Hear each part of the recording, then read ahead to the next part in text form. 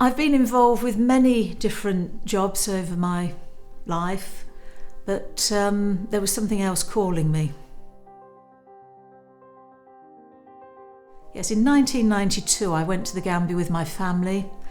I was aware that it was a developing country that we was visiting, but I have to say nothing prepared me for what we saw on arrival. My first impressions when I reached Bansang Hospital was one of absolute shock and horror. We went to the children's ward first, and I could see there was anything up to 4 children on contaminated bits of foam, some on the floor, some on beds. Knowing that many of those children are not going to survive the night was pretty horrendous. I then was taken to the operating theatre. There was a rat in the corner. They couldn't monitor anaesthetics as we do. They actually had an ether machine, so if you came round during an operation, they could continue. The Bansang Hospital charity is a very, very small charity. It consists of myself, an accountant who gives his time free, who's a very dear friend, and his wife, Kath. I help with the ironing, she helps with letters. The needs of the hospital have always been great, and in those early days I was pulled in all directions. And I have to say, we had to supply basic antibiotics, basic pain relief, basic bandages. I used to go to bed and dream at night of a new children's unit. I'd go to bed and I'd be placing the beds and the wash hand basins, and of course our old children's ward has no wash basins, no electricity.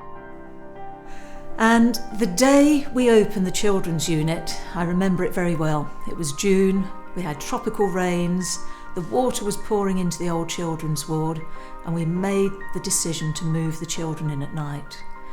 Only 1 child to a bed. But the mothers came in, and these are mothers from the rural areas who live in mud huts with grass roofs. They'd never seen a building like it, and they asked, "What is this place?"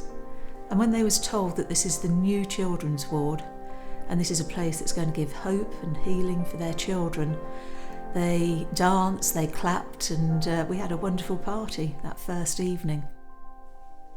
Staff are the key to the health service. When you're only earning £15 a month and a sack of rice is costing £22, can you blame people for leaving Sub-Saharan Africa, going to North America, going to Europe?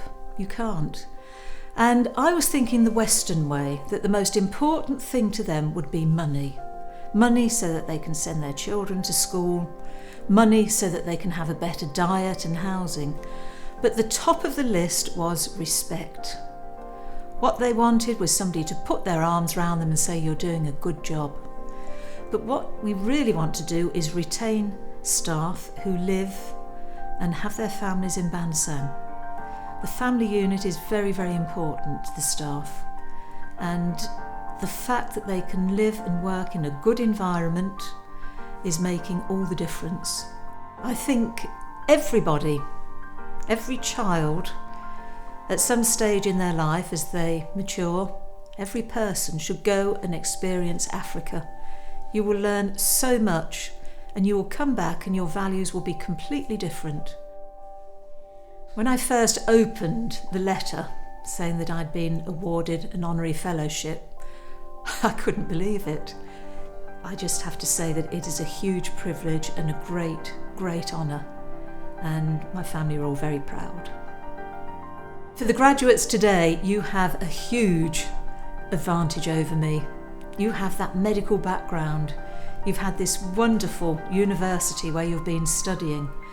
You can go that step further than me. The world is so much smaller now. There are no boundaries for where your career is now going to take you. I think as long as you care and respect everybody that you work with, whether they're the orderlies or doctors, you treat everybody the same. You are doing something that I've never been able to do.